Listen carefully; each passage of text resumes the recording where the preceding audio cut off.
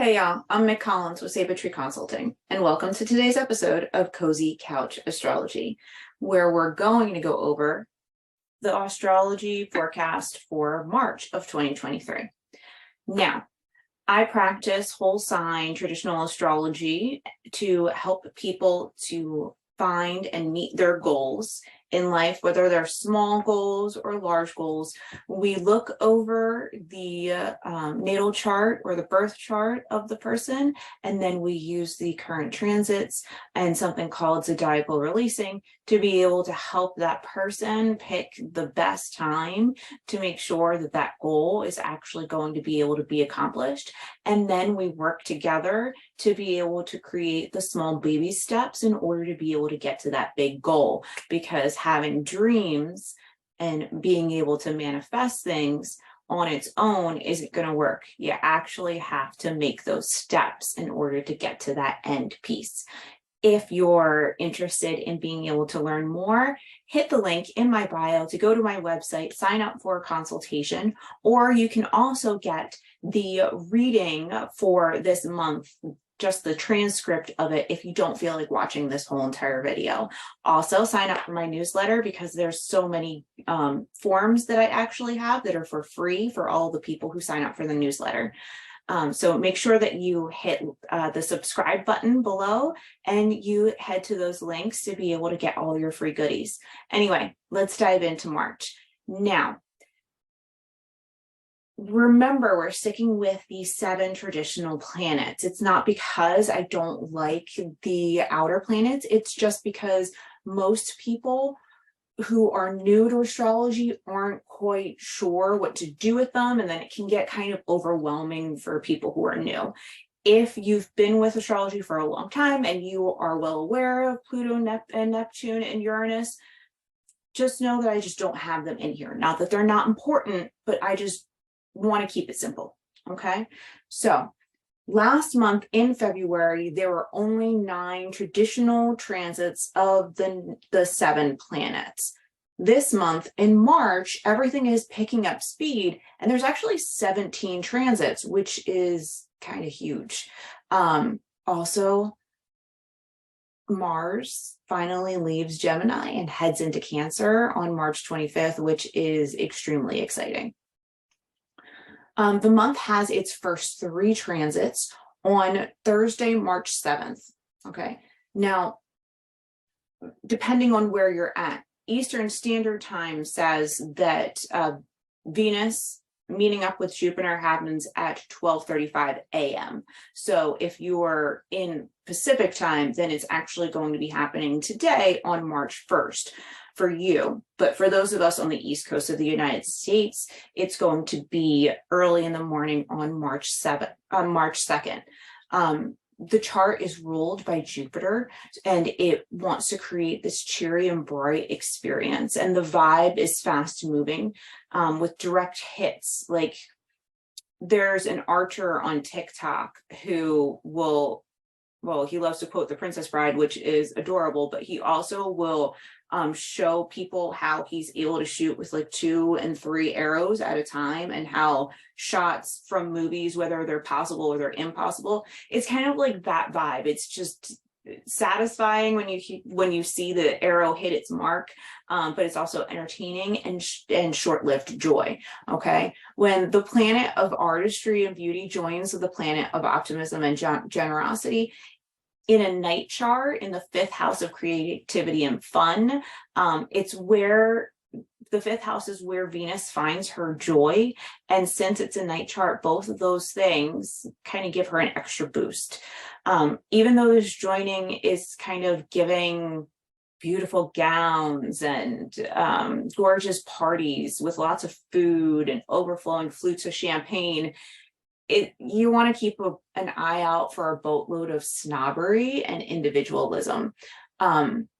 It very much reminds me of that scene in the second Hunger Games movie where Katniss and Peeta have to, they're forced to go to this party at the Capitol, and there's all this beautiful food, but people are forcing themselves to throw up so that they can eat more of the food.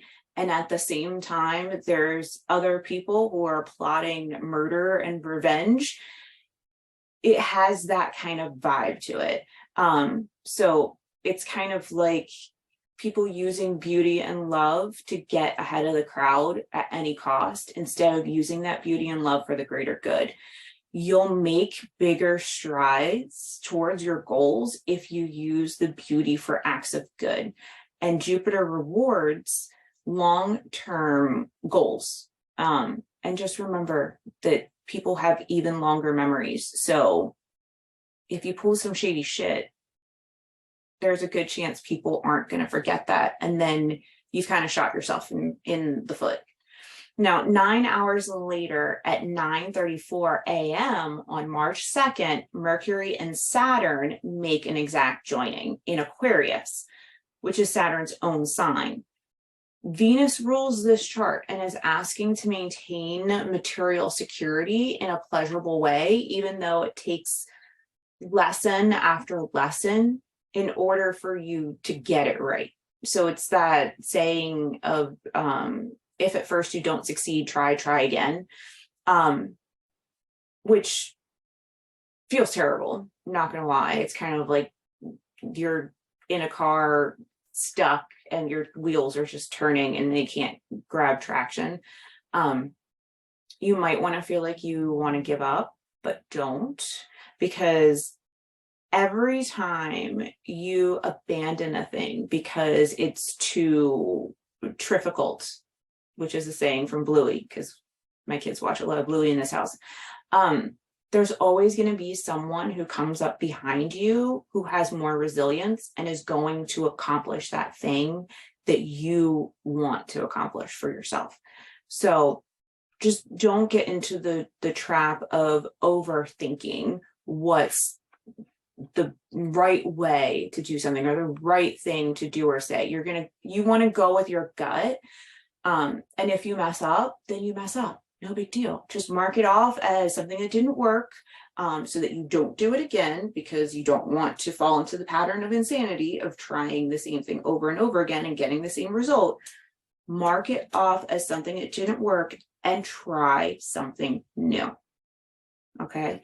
Now, later on that day in the evening, Mercury is leaving the sign of Aquarius, which is Saturn's sign, and which forces Mercury to have fast thinking and straight communication. And it's going into Pisces. So it's going to end up being like a sugar-coated, roundabout, extremely wordy style of communicating. And that's happening at 5:51 p.m. on March 2nd.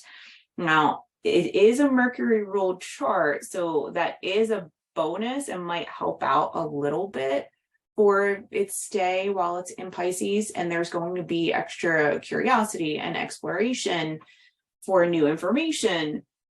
But the way that Mercury is communicating can just lead to headaches. And people might be adding extra meaning or hearing things that you didn't actually say. They're hearing what they want to hear because of whatever reason. So just watch out. And if somebody starts to get angry at you because they heard something that you didn't say, you might want to start with okay, but I didn't actually say that. So what did you hear? Because that's not what I said. And then clear it up before it ends up being fights, or you've cut boundaries with someone where you're just like, that's it, I'm done with you. Just keep that in mind. Okay. Luckily, this only takes place for 2 weeks, because at this rate, Mercury's kind of flying through all of the signs until it gets to Taurus, where it's going to slow down, but that's not until the end of April. So right now, Mercury is moving really, really fast. Okay. On Tuesday, March 7th, we're getting the Virgo full moon, and that's at 7:41 a.m. And it has a hopeful energy about the hard work that you've put in paying off, which is what happens when you're able to keep your eyes on your own damn paper. Now, what I want you to do is I want you to think back to 6 months ago when we have a Virgo new moon. And I believe that was in September. I need to double check. But when you have a full moon, that is when everything that you've been working on since the new moon of that same sign is finally coming around and culminating. So with this one, there's big wishes and hopes with this full moon, with a focus on the self. So last month I said, I wouldn't go and charge my crystals or anything like that with that last full moon, because it was kind of like an anxiety, not great vibes.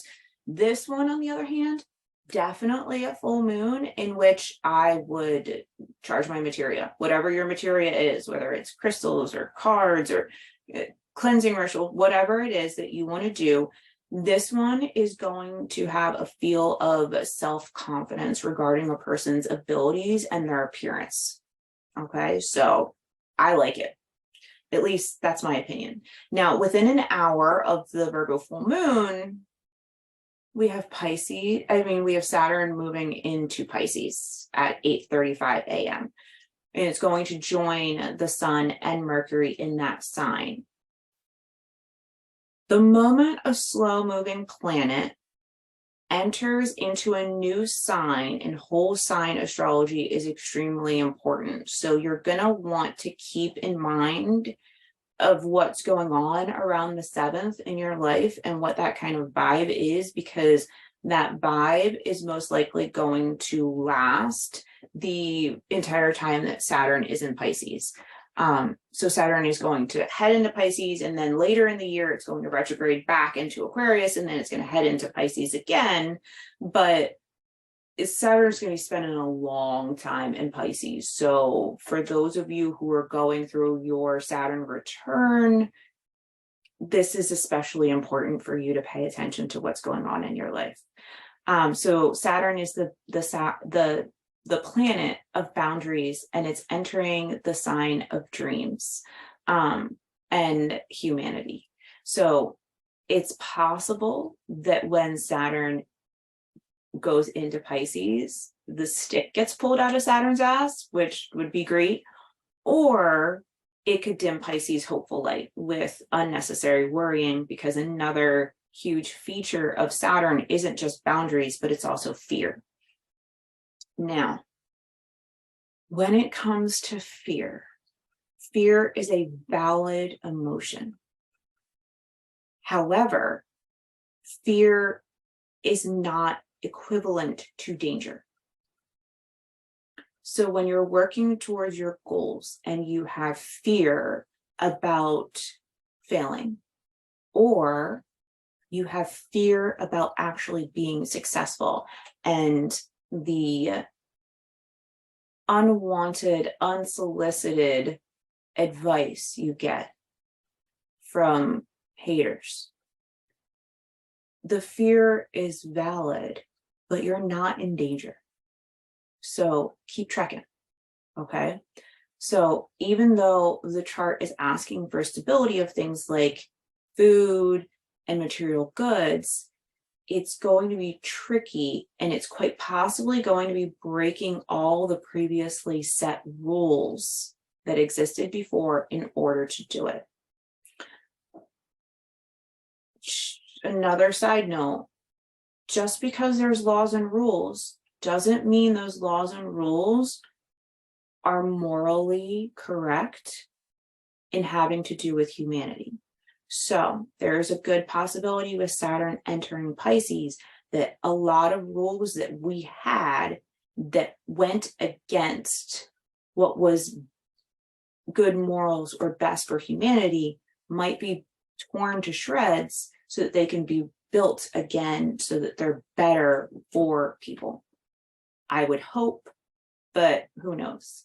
Now, in order to survive Saturn's time in Pisces, it's important to trek forward one foot in front of the other and have faith that playing it safe will work to your advantage.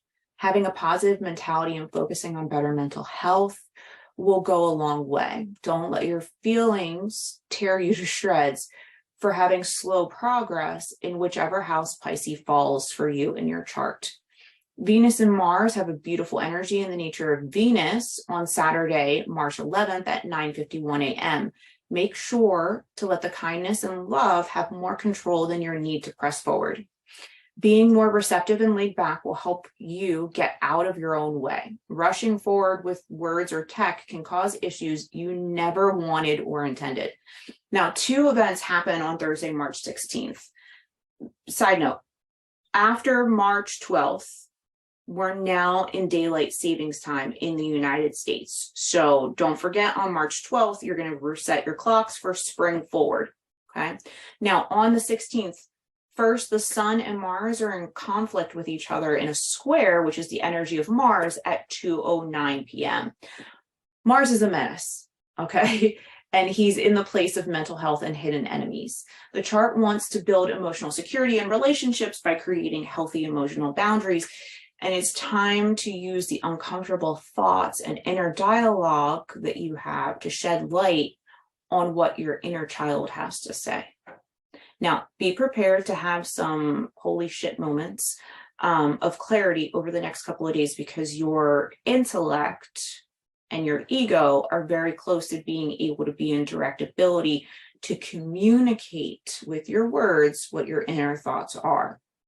Now, at 6:34 p.m., Venus enters her home sign of Taurus, and girlfriend is happy. The vibe of the chart is bountiful blessings. She might not be the most powerful benefic because it's a day chart, so that means that Jupiter has the most power in the chart. But Venus has a lovely relationship with the planets in Pisces and the moon in Capricorn without any negative influence from Mars, which is the malefic that is going to be causing the most problems during a day chart.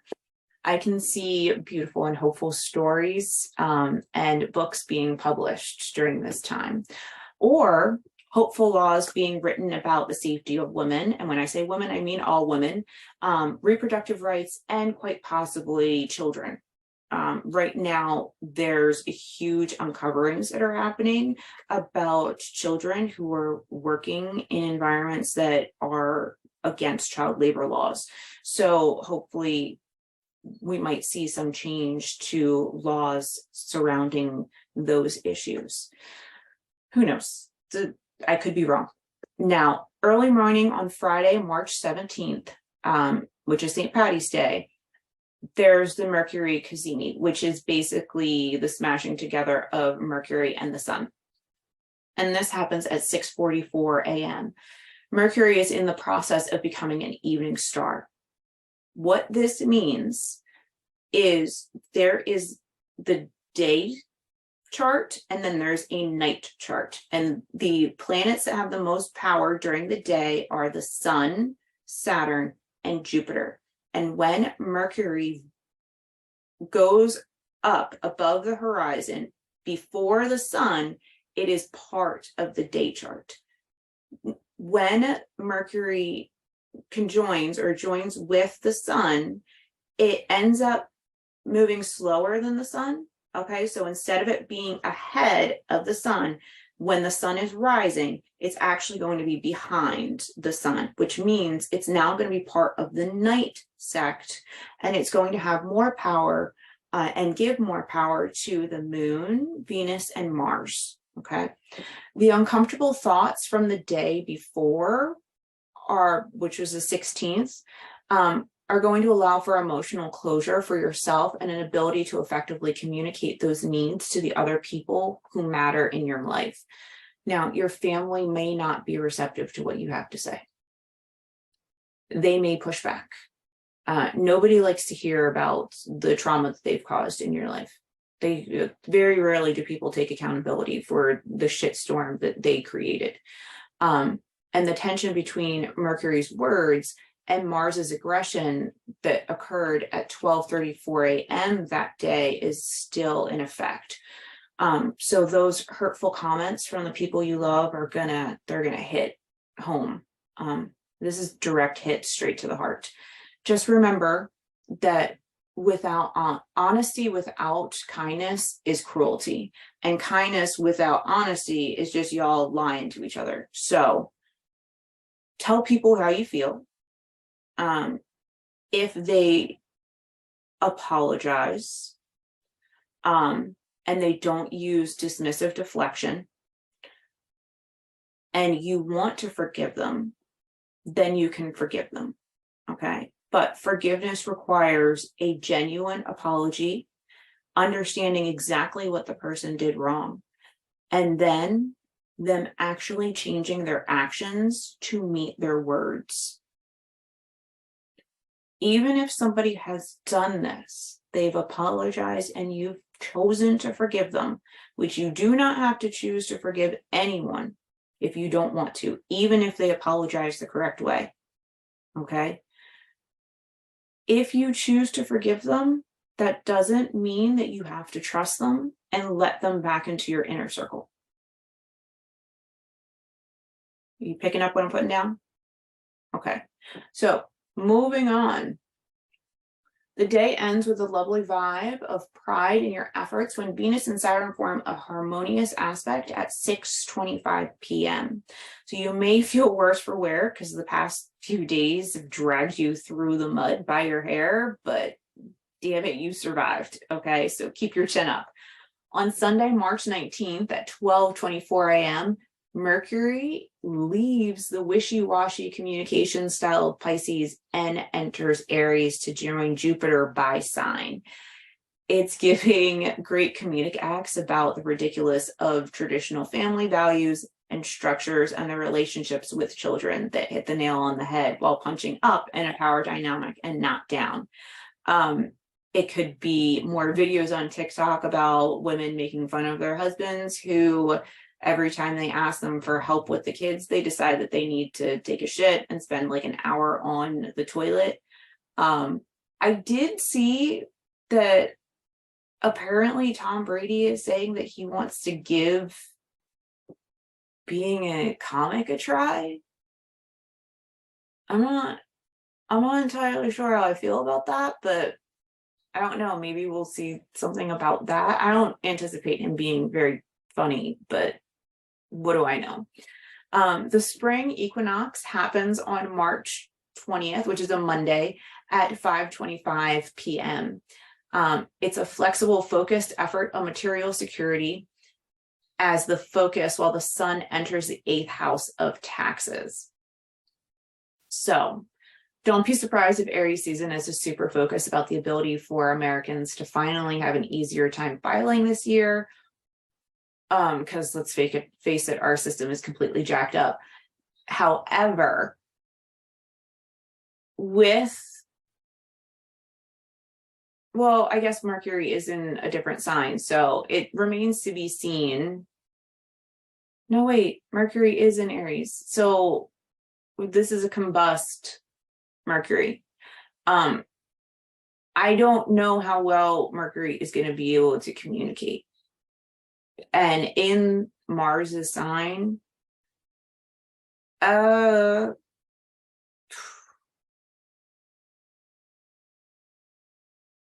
not entirely sure how that's going to go, even though there's mutual reception between Mars and Mercury right now. Ooh, that's a toss-up. Not sure how I feel about that. That's a lot of war type of energy. Let's just put it that way. Anyway, the next day, Tuesday, March 21st, brings the first Aries new moon of the year at 0 degrees of Aries, and that's happening at 1:22 p.m. It's an extremely fortunate chart, at least in my opinion, with the lot of fortune directly on the ascendant, which is supporting the new moon in a harmonious energy, reminding us that even though it's a new beginning of how we present to the world and we want independence, it's necessary to heed the advice and the warnings of those who have come before us. We didn't get to where we are without the assistance of other people. Yes, you might have worked your ass off, but other people had to open those doors for you and work their ass off in order for those opportunities to be able to be available for you. And if you get thrust into the spotlight before you might be ready to lead, then there's a possibility of making cocky mistakes. Okay, so don't end up being like the prince from Beauty and the Beast, where he gets all cocky and then ends up being turned into an animal for like 10 years or some shit like that. Finally, the moment we've all been waiting for months. Saturday, March 25th brings Mars to Cancer at 7:46 a.m. in an energy of sweetness. Mars is leaving its aggression and manic inability to make a damn decision behind. He's in the moon sign while the moon is in Taurus. Okay, so Taurus is the moon's exaltation. It's where she feels happy. It's not as happy as she feels when she's at home in Cancer, but she is happy. And Venus, who rules Taurus, is also there. So all of this is giving Mars a little bit more of a lovey energy, like a sex god type of energy, more than a god of war type of energy. So could there be another like fire tornado in the middle of the ocean like there was the last time that Mars was in Cancer? Sure. But whatever trouble that Mars is going to cause in Cancer ends up being tapped down by Venus and the moon. So we'll see what happens. Now, Tuesday, March 28th at 2:50 a.m. has Mercury exactly joining Jupiter in Aries, yielding extremely successful results after a lot of work and effort being done on the home front. We finish the month with the last transit on Thursday, March 30th, when Mars has a harmonious aspect with Saturn in the nature of good old Jupiter at 3:03 p.m. It's the feeling of standing in the spotlight and earning awards, feeling lovely for being acknowledged for efforts, whether in verbal praises or receiving other people's time and energy. It's a need to keep feeling alive and seen by those who are in a position of power. And coincidentally, both the GLAAD Awards and the BAFTA Games are happening on this day. So now, I want you to think about the big transits of the month, which are the Venus-Jupiter conjunction on the 2nd in Aries. There is Saturn moving into Pisces on the 7th that you need to keep in mind. And I want you to look at your chart where you have Aries and where you have Pisces. And I want you to think about how these things are going to affect what your current goals are in your life. The vibes of them, how are they going to help you? Is this in your first house that this is happening, your second house of finances, your 7th house of relationships, your 10th house of your external appearances and your labels, like how the world sees you? Are you doctor? Are you mom? Are you like, what is happening in your life? And how can you use these energies to your advantage? If you're not quite sure how to be able to do that, like I said before, click on the link below and go to my website. You can sign up for a consultation if you so choose. I also have forms available now for download. You can, they're PDFs that you can use on your computer to fill out, or you can print them out and have as many copies as you like and just scribble all over them to help you to take your thoughts of what you want and streamline them a little bit. Because if you're like me and you have ADHD, sometimes you just need to do a brain dump. These forms are free on my website, so you don't have to pay anything. You just have to download them. And you can also sign up for my newsletter so that you can get alerts to new videos and alerts to new forms that are being dropped. And you can follow me on TikTok for reminders every day as to what's going on and little tidbits of how to learn how to read your chart better so that you can do it on your own. Until next time, thank you for watching. I'm Mick Collins, and remember to keep it simple, sweetheart, and you are worthy of all the good things that are coming your way. Bye.